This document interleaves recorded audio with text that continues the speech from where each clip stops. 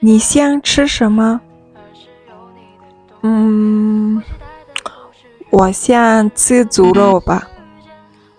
Хятад хэлэнд бид нар энэ гурван гэгүүлэгч болон энэ гурван гэгүүлэгчийг хэрхэн зөв дуудаж унших вэ? Эхнийх нь ч, ш.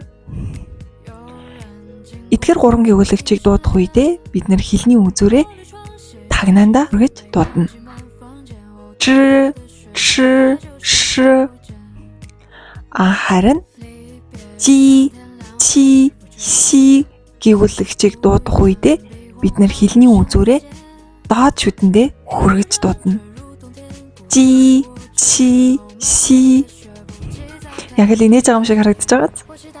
那你现在知道了吗？知道了，谢谢你啊。和你的遇见，我期待烟花满天。